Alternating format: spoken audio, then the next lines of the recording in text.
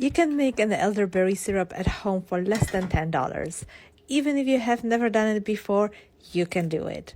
Here are some tips and a demo of how I do it for myself and my family. Elder trees have been known and respected for their many benefits and used traditionally by so many cultures in remedies against winter ailments, especially to ward off colds and flus. So let's start with elderberries. Of course, fresh are the best, but surely this is not possible at this time of the year. So I am using elderberries I froze earlier, but dried elderberries from the health food store are also great here. If you are making a small batch, just use 1 cup of elderberries. The next is totally optional, but very valuable.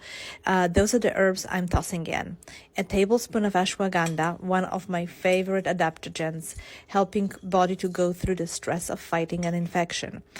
Tablespoon of ginger, fresh or dried.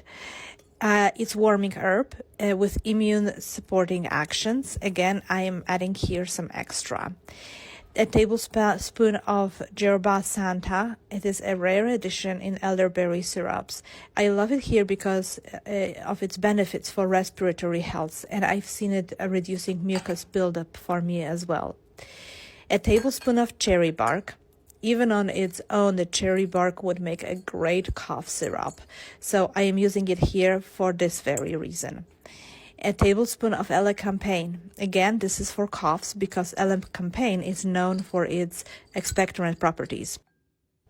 And osha root, I was saving it for this special occasion. It's a rare herb I found in Colorado last summer.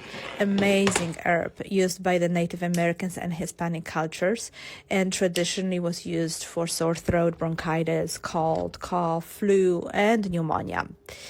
With this herbal goodness in a pot, just add 3 cups of spring or filtered water. So just all the herbs are covered with about 1 inch of water. Also, for the better taste and for its benefits, I also toss in cardamom, cloves, and cinnamon bark. They really help with the taste, especially with those extra herbs I added.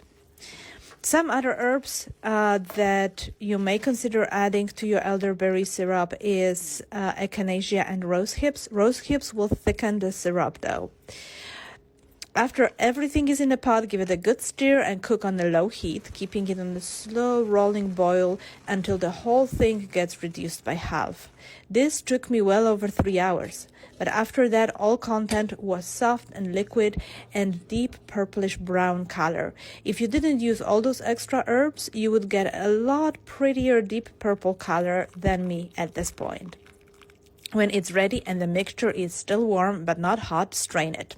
You definitely want to strain out the elderberry seeds intact and toss it away. It is not recommended to eat the elderberry seeds because they, along with the leaves, stems, and unripe berries, part of the elderberry plant, contain a compound called cyanogenic glycosides. Those compounds can release cyanide, a potent toxin, when it is metabolized. So eating a significant quantity of those parts of the plant, especially if not properly cooked or prepared, can cause nausea, vomiting, and diarrhea. So it's not likely a case here since everything was properly cooked and only ripe elderberries without stems or leaves were used. But out of the abundance of caution, just make sure to toss away any seeds. When you get yourself a nice warm decoction, properly strained, add equal part of honey and stir to dissolve it completely. Just bear in mind that honey may start losing some of its beneficial enzymes and nutrients when exposed to temperatures above 104 Fahrenheit. So make sure your decoction is cooled and then add your honey.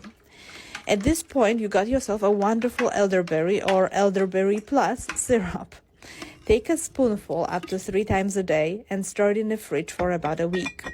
If you want it to last longer without going bad, you have to preserve it.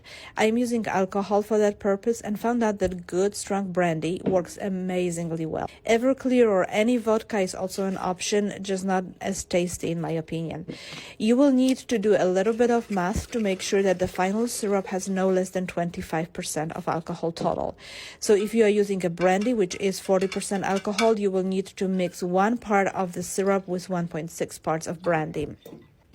This will last you a month and tends to taste even better over time. When I am recording this video, which is 3 days later, nobody in my house is coughing or sneezing anymore. And hope this inspired you to make some simple concoction at your home too and keep it at hand if needed. Much love and plenty of health to you, my friend.